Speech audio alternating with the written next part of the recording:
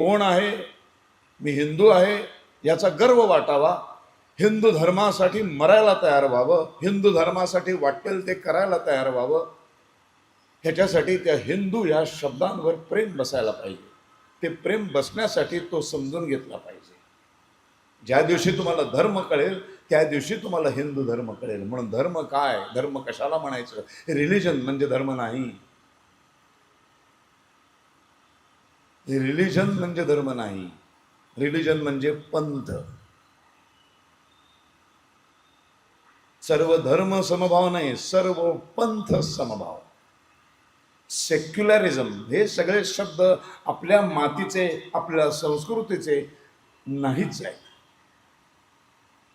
Secularism युरोपात जन्माला, सगळे ख्रिस्ती राष्ट्र, त्या ख्रिस्ती राष्ट्रामध्ये एक पोप, एक चर्च, एका चर्चचा एक समाज.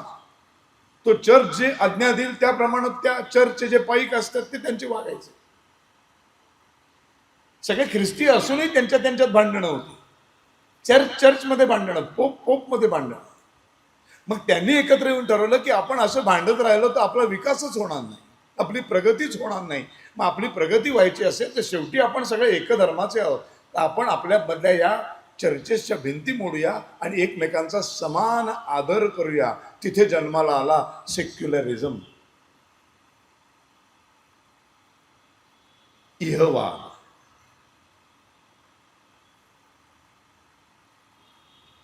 सर्व धर्म नाही, सर्व पंथ समभाव. फार फार तर तुम्ही त्याला धर्म संस्था म्हणू शकता, मजहब म्हणू शकता. धर्म एकच, जो त्या परमात्म्याने निर्माण केला, ज्या परमात्म्याने सृष्टी निर्माण केली, ही पृथ्वी निर्माण केली, या पृथ्वीवरच्या दगड धोंडे निर्माण केले, डोंगर दऱ्या निर्माण केल्या, नद्या निर्माण केल्या, तलाव निर्माण केले, पशु पक्षी किडे वनस्पती, मोठमोठे वृक्ष, पर्वतरांगा, डोंगर दऱ्या आणि एक सुंदर माणूस निर्माण केला. आणि निर्मितीपासून या प्रत्येक पृथ्वीवरच्या प्रत्येक गोष्टीच्या जन्मापासून त्या प्रत्येक वस्तूला, त्या प्रत्येक पदार्थाला जन्मजात एक गुणधर्म बहाल केला.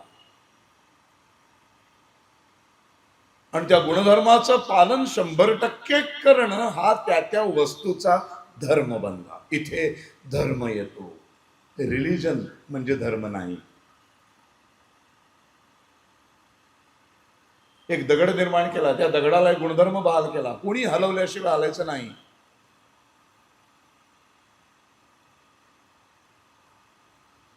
भारतातल्या दगडाला नियम नाही दिला, पृथ्वीवरच्या. आपली सगळी संस्कृती, आपली सगळे धर्मग्रंथ, आपले सगळे वेद, उपनिषद, पुराण सगळं हे विश्वाच्या कल्याणाचा विचार करतं, भारताच्या नाही. आपले सगळे अवतार बघा तुम्ही, मत्स्य अवतार, मग तो कासव अवतार, मग वराह अवतार, मग नृसिंह अवतार, मग वामन अवतार, परशुरामाचा अवतार, श्रीरामाचा अवतार, कृष्णाचा अवतार, भगवान गौतम बुद्धांचा अवतार. हे सगळे अवतार भारताच्या हितासाठी, भारताच्या, हिंदुस्थानच्या संरक्षणासाठी नाही झाले, विश्वाच्या कल्याणासाठी झाले.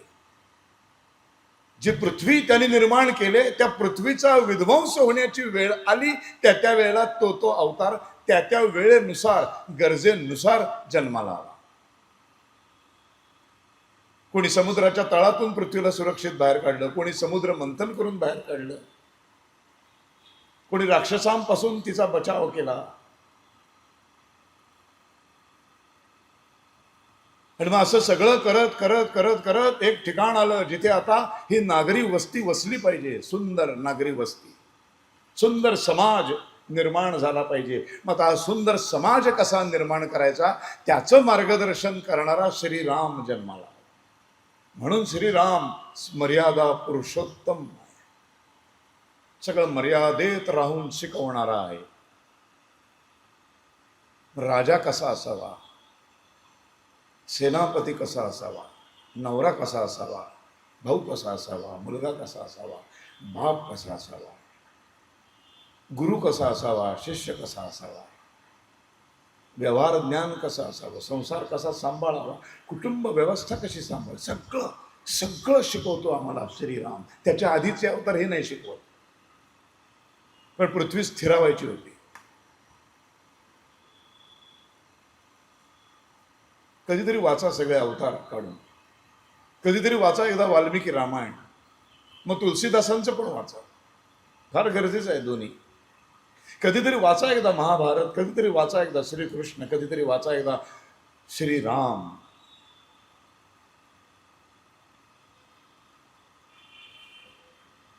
सगळे इथंच का जन्माला आले?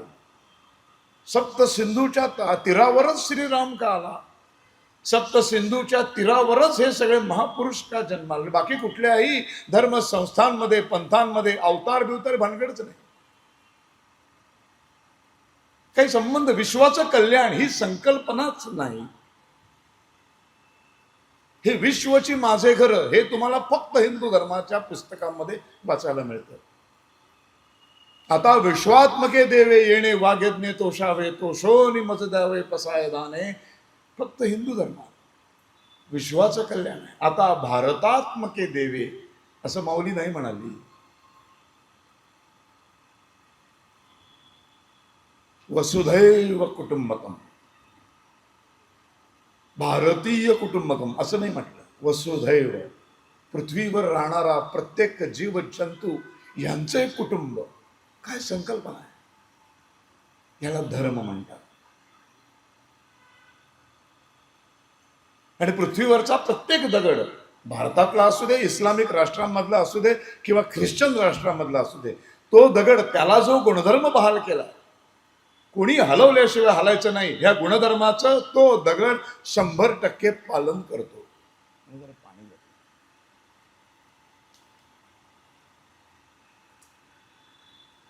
100% पालन करतो. हे कसं उघडतात काय?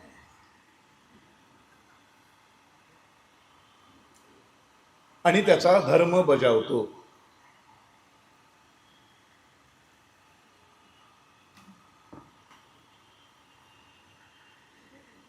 ते परत उघडता येणार नाही ना?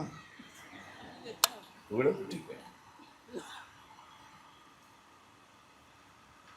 आपण कुठल्याही दगडाकडे बघून हिंदू दगड म्हणत नाही. आपण दुबई बिबईला फिरायला जातो, मुस्लिम राष्ट्र आहे, दुबईच्या एअरपोर्टवर उतरलं की आपण अरेच्या मुस्लिम दगड असं म्हणत नाही. किंवा अमेरिकेत गेलो, ऑस्ट्रेलियात गेलो, अरे ख्रिस्ती दगड नाही म्हणत. दगड हा दगड असतो, कारण दगडाचा दगड असणं हा धर्म आहे. धर्म म्हणजे रिलिजन नाही. गुरुत्वाकर्षणाचा नियम काय? सगळं वरचं खाली येतं. मग सगळे वृक्ष खालचे वर कसे जातात?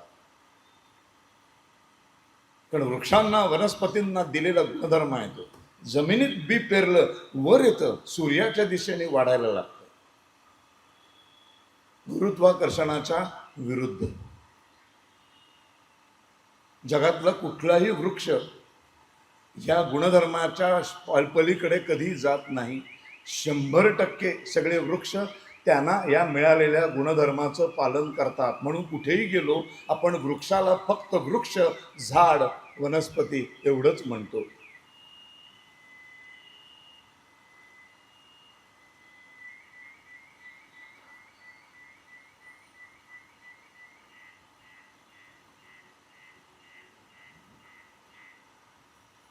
नशीब टेकू नका हो महिला मंडळ, टेकलं की वाजायला लागतं ते.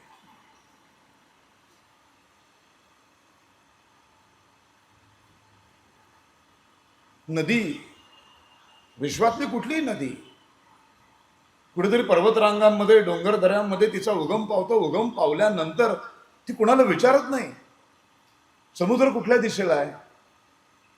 ती मोबाईलमध्ये GPS नाही लावत. तिला माहिती आहे समुद्र कुठल्या दिशेला आहे, कारण तिला विश्वाच्या निर्मात्याने, त्या परमात्म्याने नदीला जन्माला घातलं, तेव्हाच तिला तिचा गुणधर्म बहाल केला की उगम पावलीस, आता निघायचं तू आणि समुद्रामध्ये जाऊन तुझं मिलन व्हायलाच पाहिजे. विश्वातली एकही नदी नाही समाजवादी डाव्या विचारसरणीची, की सगळ्या नद्या मिळतात तर आम्ही मध्येच थांबू. असं बघितलं कुठे की एक नदी मधल्या गावात आली, बोरिवलीतच थांबली. सगळ्या हिंदुत्ववादी आहेत, आम्ही नाही हिंदुत्व, आम्ही सगळं त्यांच्या विरुद्ध करणार. नाही होत असं. जगातली कुठली नदी ही उगम पावल्यानंतर समुद्रामध्ये जाऊन मिळणारं हजारो डोंगर दऱ्या पर्वत काय वाटेल ते मध्ये आलं त्याच्यावर मात करत ती मार्ग काढते आणि ती जाऊन मिळते. आणि उगमापासून सागराच्या मिलनापर्यंत आजूबाजूच्या संपूर्ण सजीव प्राण्यांना, पशूंना, पक्ष्यांना, किड्या मुंग्यांना, वनस्पतींना पाणी म्हणजे जीवन देण्याचा गुणधर्माचं 100% पालन करून नदी असण्याचा तिचा धर्म बजावते. इथं धर्म येतो, रिलिजन नाही. असा जो एक अग्नी असतो, अग्नी पण निर्माण केला. त्या अग्नीच्या आसपास जाऊन आपण बसतो, थंडी वाजते तेव्हा आपल्याला ऊब मिळते. खूप थंडी अजून वाढली असं डोक्यात येत नाही आपल्या, की जर थंडीच्या म्हणजे त्या शेकोटीच्या त्या अग्नीच्या जवळ बसल्यावर एवढी आपल्याला ऊब मिळते तर आपण त्याच्यातच बसूया म्हणजे थंडीच वाजणार. असं आपण करत नाही, चुकूनही करत नाही, मनात पण येत नाही, कारण आपल्याला अग्नीचा गुणधर्म माहिती आहे. जवळ बसलात तर ऊब मिळणार, आत बसलात की जळून खाक होणार. आणि हेही माहिती आहे तिथं आरक्षण चालत नाही. ओपन कॅटेगरी, मी पोंशे गेला की फसकन जळला सगळा, ज्याला 5%, 10% आरक्षण आहे तो अर्धा तेवढा जो शिल्लक राहिला. असलं काही होत नाही, सगळं जळणार. कारण अग्नीचा तो धर्म आहे. त्या गुणधर्माचं अग्नी, जगातला कुठलाही अग्नी 100% पालन करतो आणि आपला धर्म बजावतो. तसाच माणूस निर्माण केला आणि माणसाला पण एक गुणधर्म बहाल केला. समोरच्या माणसाशी, पशूंशी, पक्ष्यांशी, नद्यांशी, नाल्यांशी, दगडांशी, धोंड्यांशी, सगळ्यांशी प्रेमानं वागायचं. माणुसकी नावाच्या गुणधर्माचं 100% पालन करायचं. आणि या माणुसकी धर्माच्या गुणधर्माचं 100% पालन करून जो माणुसकी धर्म बजावला जातो त्याच माणुसकी धर्माचं दुसरं नाव हिंदू धर्म आहे. सनातन हिंदू धर्म. सनातन का? ज्याला आदि नाही म्हणून अंत नाही. परमेश्वर परमात्मा जे निर्माण करतो ते संपवण्याची ताकद आणि अधिकार फक्त त्याला आहे. इराण, इराक, सिरिया, असंख्य देश, या पृथ्वी तलावरचे 55-56 देश हे मुस्लिम राष्ट्र नव्हती. 1400 वर्षांपूर्वी इस्लामचा जन्म होण्यापूर्वी या पृथ्वी तलावर एकही मुस्लिम राष्ट्र नव्हतं. इस्लामचा जन्म झाला आणि मग त्यांनी सुरुवात केली त्यांच्या धर्म प्रचाराची. आणि जिहाद करत करत त्यांनी फक्त 40, 50, 60 वर्षांमध्ये 55 राष्ट्र मुस्लिम बनवली. तिथल्या त्यांच्या मूळ संस्कृती संपल्या, पूर्ण संपल्या. 100% मुस्लिम राष्ट्र तयार झाले. एकमेव हिंदुस्थान. केवळ 70-80 वर्षात 55 राष्ट्र मुस्लिम झाली. पण 1100-1200 वर्ष आक्रमण होऊन सुद्धा हिंदुस्थान अजूनही हिंदूंचंच राष्ट्र म्हणून उभा आहे. कारण हे त्या परमात्म्याने निर्माण केलेलं आहे,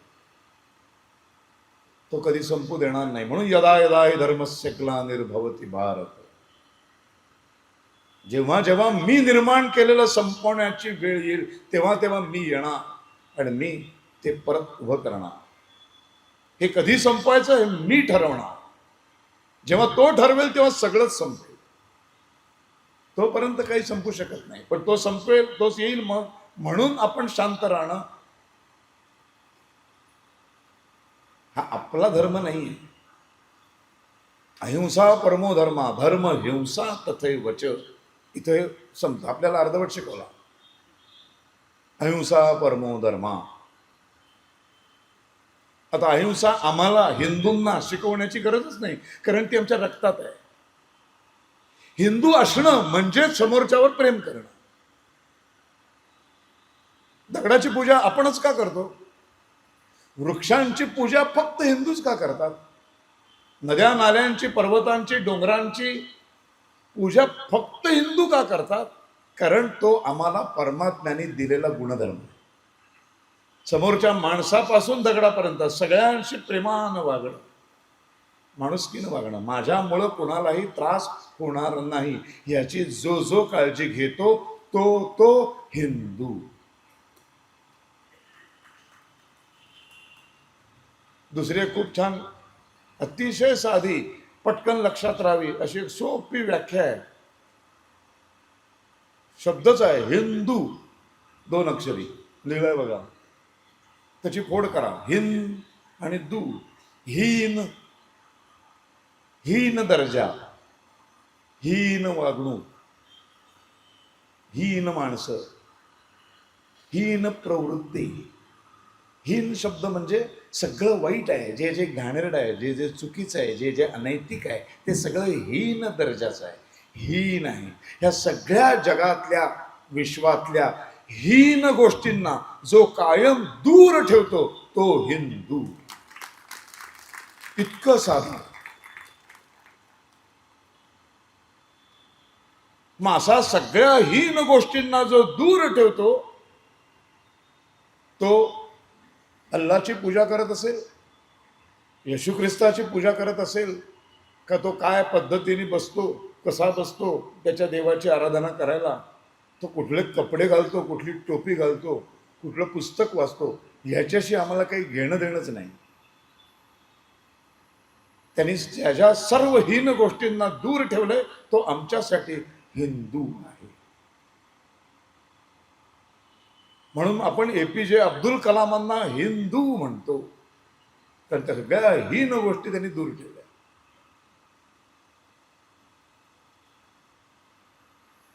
– 1857चं स्वातंत्र्य समर सगळ्या हिंदूंनी एकत्र येऊन लढलं. ते जर यशस्वी झालं असतं तर राजावर, दिल्लीच्या तख्तावर बसवलं कुणाला होतं? बसवलं कुणाला असतं? सर बहादूर शाह जफर. कारण हीन गोष्टी दूर ठेवणारा मुसलमान होता तो. म्हणून सावरकरांनी 1857च्या स्वातंत्र्य समरामध्ये बहादूर शाह जफरचं तोंड फाटेवर स्तुती केली.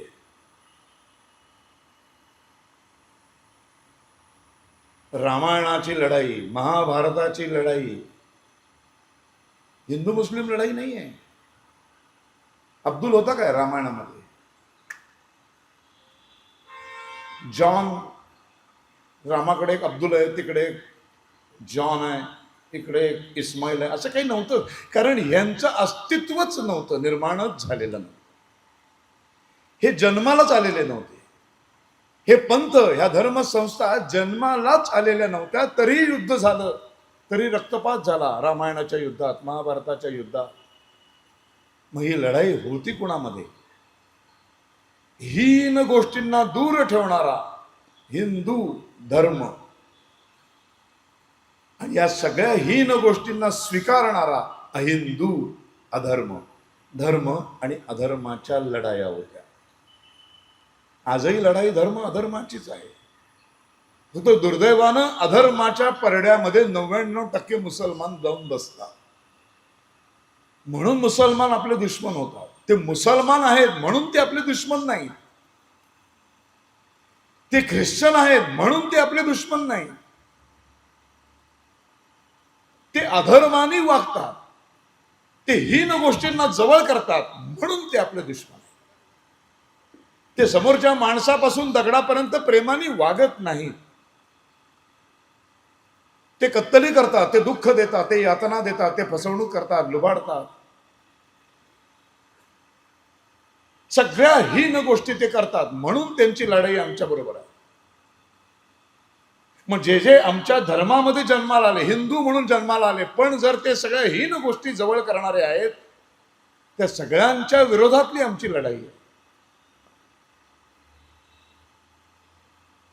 फक्त टोपी जाळीची आणि दाढी वाल्याशी लढाई नाही आहे. शत्रुबोध फार महत्वाचा आहे. शत्रुबोध म्हणजे फक्त मुसलमान शत्रू नाही, फक्त ख्रिश्चन शत्रू नाही, अर्धे अधिक हिंदू पहिले शत्रू आहेत आमचे. ते तर नंतर आहे. ते तर त्यांना त्यांच्या धर्मग्रंथांप्रमाणे वागतात. ते त्यांच्या पंथामध्ये जे सांगितले त्याप्रमाणे ते योग्य प्रमाणे वागतात. त्यांना तेच शिकवलेलं आहे. मुसलमान असा का वागतो? का असतो टेररिस्ट? का सगळे टेररिस्ट मुसलमान असतात?